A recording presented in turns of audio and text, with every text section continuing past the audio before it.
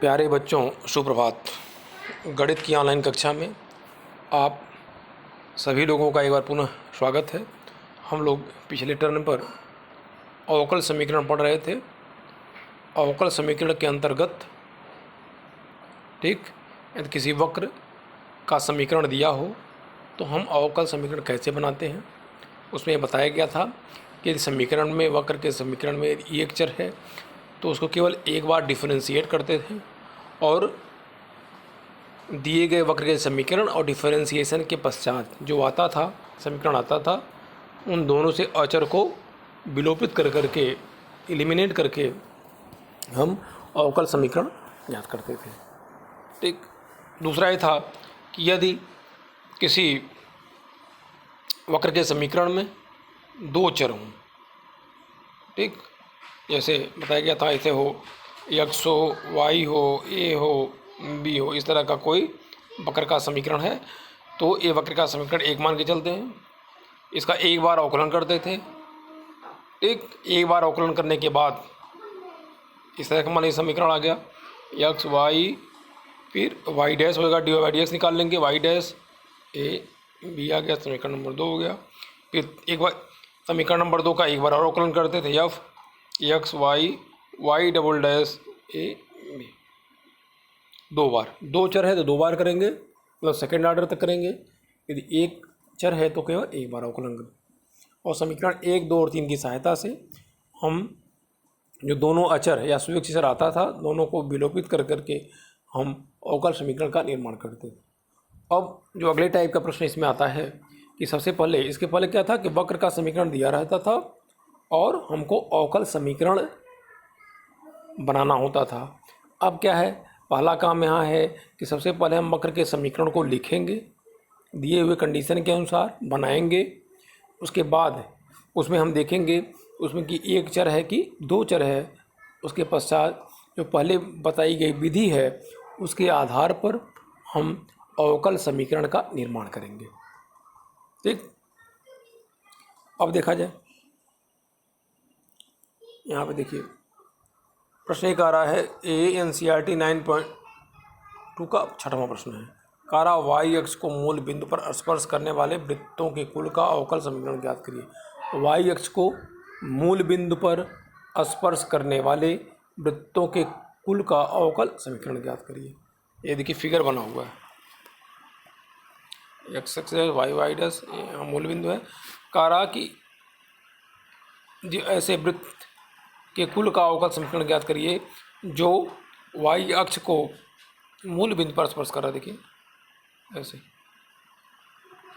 ऐसे हो सकता है, इस तरह का। ठीक, अब तो देख लीजिए कि जब कोई भी वृत्त y अक्ष को मूल बिंदु पर स्पर्श करता है तो उसका केंद्र हमेशा x अक्ष पर होता है। ठीक, मान लिया गया है कोई एक वृत्त ले लिया गया, जनरल देखिए एक ऐसा वृत्त जिसका केंद्र क्या है, a, 0 और हम जानते हैं, देखिए यदि किसी वृत्त का केंद्र, ये पिछले साल बताया भी गया था, h, k और त्रिज्या a हो, वृत्त का केंद्र क्या हो, h, k हो, त्रिज्या a हो, तो वृत्त का समीकरण था x माइनस h का whole square plus y minus k का होल स्क्वायर बराबर a स्क्वायर, मतलब त्रिज्या का पर। ये था वृत्त का समीकरण। इसका मतलब कि वृत्त का समीकरण ज्ञात करने के लिए हमको क्या पता होना चाहिए, केंद्र का निर्देशांक पता होना चाहिए और त्रिज्या पता होना चाहिए। यहाँ देखिए मान लिया गया कि केंद्र चूँकि x अक्ष पर है तो a, 0, तो केंद्र तो पता चल गया, लेकिन त्रिज्या नहीं मालूम। लेकिन हमें जानते हैं कि वृत्त के केंद्र से, देखिए वृत्त के केंद्र माना a, 0 है, तो वृत्त के केंद्र से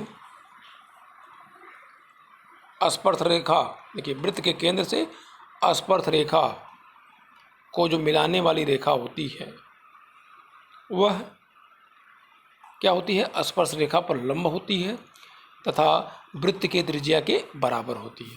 क्योंकि यह डिस्टेंस a, 0 लिखा हुआ है, मतलब यह बिंदु, इसका मतलब ये डिस्टेंस कितना है, a है। ठीक, और केंद्र से स्पर्श बिंदु को मिलाने वाली रेखा त्रिज्या के बराबर होगी, इसका मतलब इसकी त्रिज्या क्या हो जाएगी, a के बराबर होगी। यही लिखा हुआ है कि वाई अक्ष को मूल बिंदु पर स्पर्श करने वाले वृत्त का केंद्र एक्स अक्ष पर होगा। यदि वृत्त का केंद्र ए कामा 0 है तो वृत्त की त्रिज्या क्या होगी, ये हो जाएगी। अब उसी फार्मूले से बताया गया है एक्स माइनस एच का whole square plus y minus k का होल स्क्वायर बराबर क्या होता है, ए स्क्वायर होता है।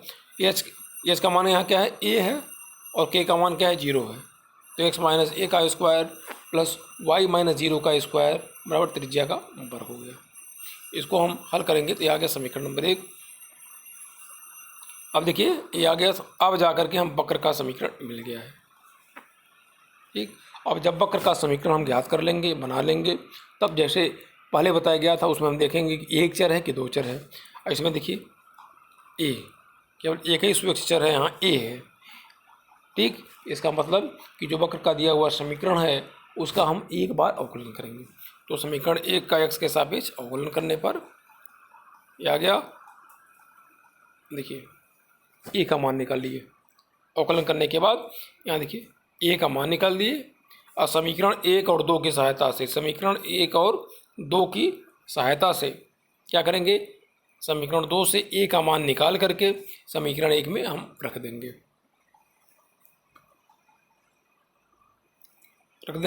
और देखेंगे इस प्रकार का ये हमारा अभीष्ट जो है यह अवकल समीकरण ज्ञात हो गया। ठीक है, अब देखिए 7वां प्रश्न। देखिए 7वां प्रश्न क्या कह रहा है, ये प्रश्न अक्सर जो भी है यह बोर्ड परीक्षा में आए हुए हैं। 7वां कह रहा है कि ऐसे परवलय के कुल का अवकल समीकरण ज्ञात करिए जिनका शीर्ष मूल बिंदु पर है तथा अक्ष क्या है, धनात्मक वाई अक्ष पर। ये भी पिछले साल था। यदि किसी परवलय का अक्ष वाई अक्ष की धनात्मक दिशा में है तो उसके समीकरण को हम ऐसे लिखते थे, यदि याद हो तो एक्स स्क्वायर बराबर होता है 4by, या 4ay भी लिख सकते हैं, एक्स स्क्वायर बराबर 4by। ठीक, यह ऐसा परवलय है जिसका शीर्ष कहाँ है, मूल बिंदु पर। देखिए मूल बिंदु पर है, 0 0 है, और ये परवलय का अक्ष है जो वाई अक्ष की धनात्मक दिशा से है। इसका समीकरण हो गया एक्स स्क्वायर बराबर 4by, समीकरण नंबर 1 हम ले लिए। अब यहाँ भी क्या है, एक सुविक्षित चर है, क्या है, b है। तो समीकरण 1 का एक्स के सापेक्ष अवकलन कर देंगे, और अवकलन करने के बाद वहाँ से b का मान निकालिएगा। देखिए एक्स स्क्वायर क्या हो जाएगा, 2x हो जाएगा, 4b, y का क्या हो जाएगा, dy/dx। एक्स बराबर हो गया 2 dy/dx को y डैश भी लिखा जा सकता है, तो b बराबर हो गया x/2 y डैश। अब यहाँ से b का मान समीकरण 1 में हम रख देंगे। b का मान समीकरण 1 में रखने पर ये हमारा अवकल समीकरण आ गया। 9वां देख लीजिए, कारा ऐसे अतिपरवलय का समीकरण ज्ञात करिए जिनकी नाभियाँ एक्स अक्ष पर है तथा केंद्र मूल बिंदु पर है। ये है, फिगर ए बनेगा। देखिए ये अतिपरवलय है, ये एक्स अक्ष है, या ये वहाँ क्या आ जाएगा था, ये वाई अक्ष है। ठीक, ये क्या है, केंद्र है। केंद्र का निशान क्या होता है, 0,0 होता है, 2 नाभियाँ होती हैं, S1 AE,0 S2 -AE,0। तो जो फिगर बना हुआ है यह ऐसा अतिपरवलय है जिसका केंद्र क्या है, 0,0 है, और अक्ष क्या है, ये एक्स अक्ष है। तो इसका जो समीकरण होता है, अतिपरवलय का समीकरण होता है x square upon a square minus y square upon b square equal to 1 होता है। ठीक, अब इस समीकरण में देखिए क्या है, 2 स्वेच्छित चर हैं, ए और बी, 2 स्वेच्छित चर हैं। इसका मतलब कि समीकरण 1 को हम कई बार अवकलन करेंगे, 2 बार अवकलन करेंगे, और ए और बी का मान निकाल करके समीकरण 1 में रख करके और उसको हल करेंगे। देखा जब समीकरण 1 का एक्स के सापेक्ष अवकलन करने पर हम अवकलन करेंगे, एक्स स्क्वायर क्या हो जाएगा, 2x upon a square, Y square है तो यहाँ माइनस हो गया 2y अपान बी स्क्वायर, और y का एक बार और अवकलन करेंगे तो क्या dy/dx बराबर 0।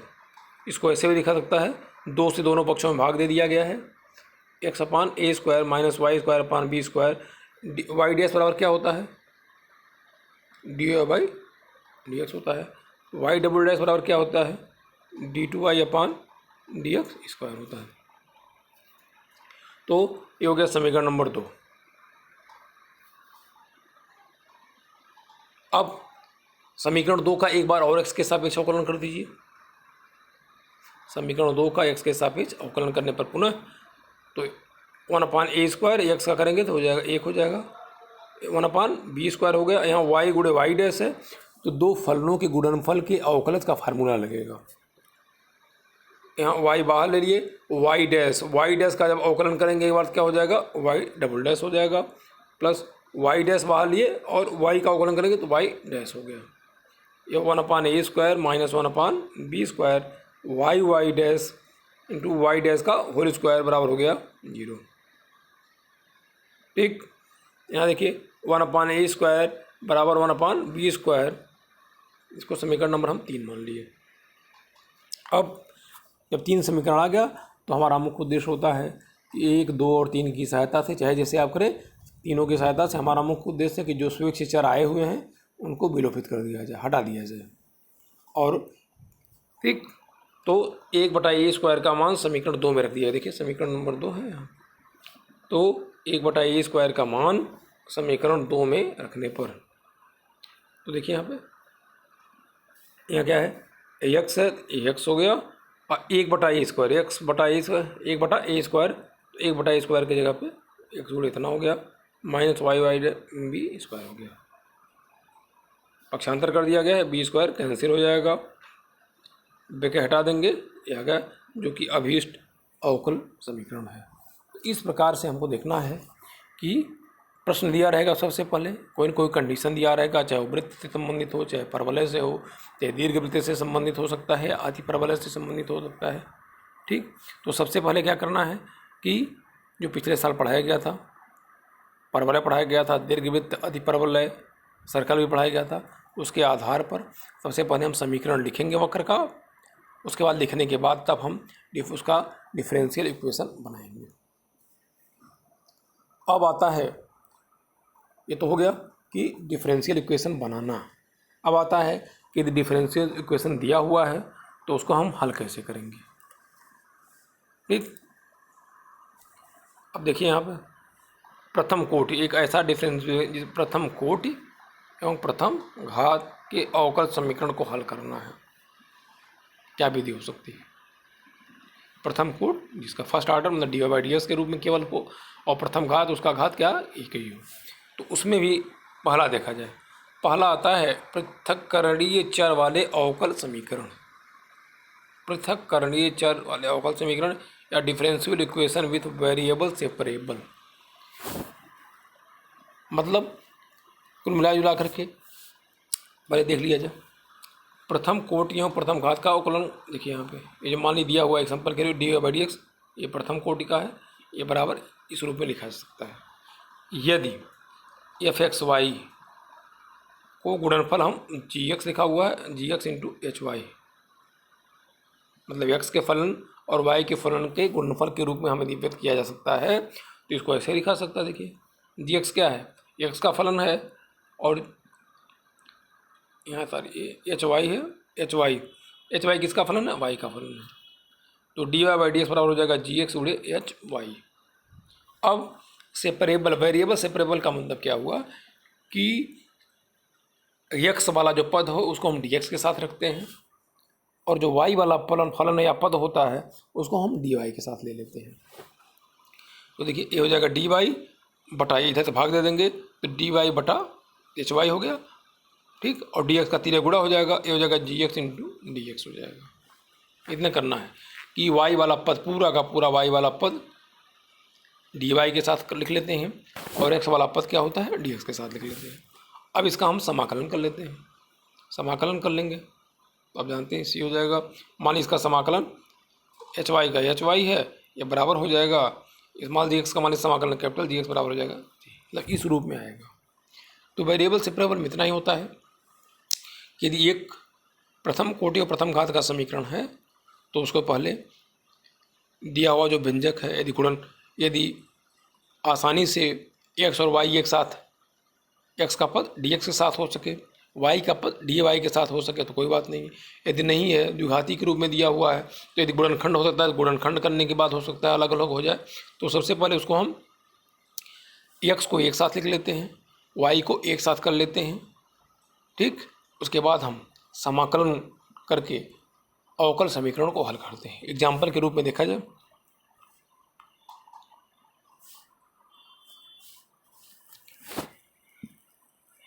ये लिखा हुआ है dy/dx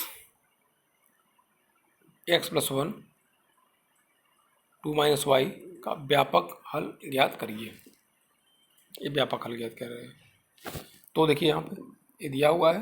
अब आप हमारा मुख्य उद्देश्य इसमें क्या है कि जो x वाला पद है उसको dx के साथ और y वाला पद क्या है dy के साथ।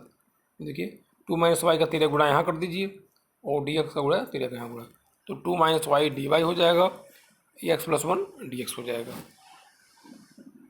हो गया पूरा का पूरा y का पद dy के साथ, x वाला पद dx के साथ हो गया।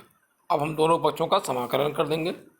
समाकलन कर दिए, 2y - y²/2 x² हो गया।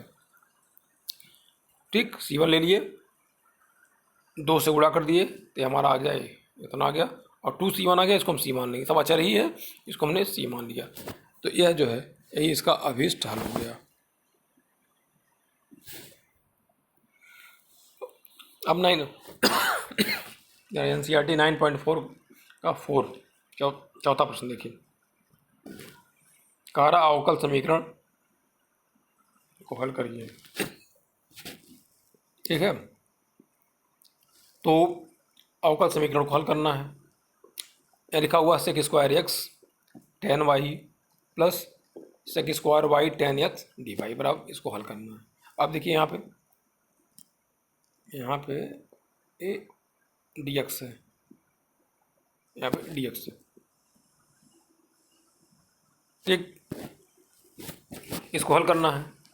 अब यहाँ देखिए dx के साथ क्या है, y वाला भी पद है, x वाला भी पद है, y वाला पद है। इसी प्रकार से dy वाले के साथ क्या है, y वाला भी पद है, x वाला भी पद है। हमारा मुख्य उद्देश्य होगा कि पहले इसको इस तरह से आगे मतलब पक्षांतर करके, चाहे गुणा करके या भाग करके, x वाला पद dx के साथ हो जाए और y वाला पद dy के साथ हो जाए। तो ये दिया हुआ है, देखिए ये तो दिया है पहले से, इसको हमने पक्षांतर कर दिया, इसको पक्षांतर कर दिए, जैसे कि sec² x tan y dx बराबर हो जाएगा यहाँ माइनस, देखिए ये माइनस के रूप में आ गया, sec² y tan x dy हो गया।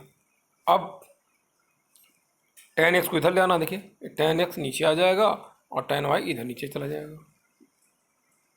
यही कहा जाए कि tan x से दोनों पक्षों में भाग दे दिया गया है या tan y से दोनों पक्षों में भाग दे दिया गया है। तो ये चीज आ गया, यह चीज आ गया।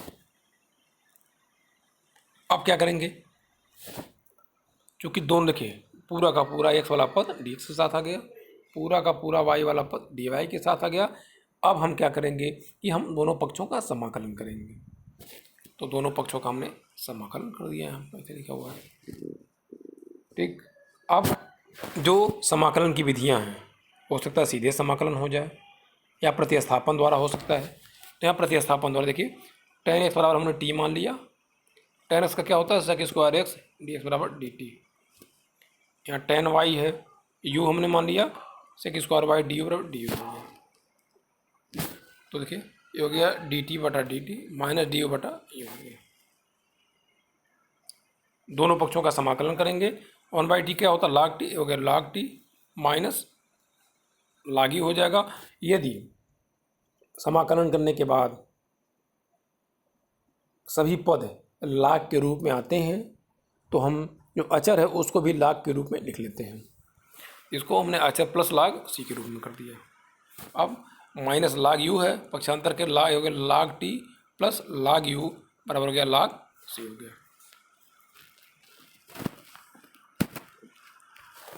ठीक, और log t plus log u हम जानते हैं कि log m plus log n बराबर होता है log mn होता है। तो log t log u बराबर क्या होगा, log t u बराबर हो गया log c। इसका मतलब क्या हो जाएगा कि t u बराबर हो गया c। t का मान रख देंगे और u का मान रखेंगे। t बराबर क्या माना गया था tan x, u बराबर माना गया था tan y, ये बराबर हो गया c। तो यह जो है दिए हुए अवकल समीकरण का अभीष्ट हल हो गया। तो इस प्रकार से आज आप जो भी प्रश्न अवकल समीकरण बनाने से संबंधित जो इबारती प्रश्न दिए हुए हैं उनको करिएगा, और वेरिएबल सेपरेबल पे आधारित जितने भी प्रश्न हैं उनको हल करिएगा। एग्जाम्पल काफ़ी इंपॉर्टेंट प्रश्न दिए हुए हैं, एग्जाम्पल भी ज़रूर हल करिए एनसीईआरटी का, या और कोई बुक दिए हुए हैं तो उसको भी आप हल करके प्रैक्टिस कर सकते हैं। ठीक, फिर बाकी की चीज़ें जो हैं हम आगे के लेक्चर में बताएंगे। ठीक, तब तक के लिए धन्यवाद।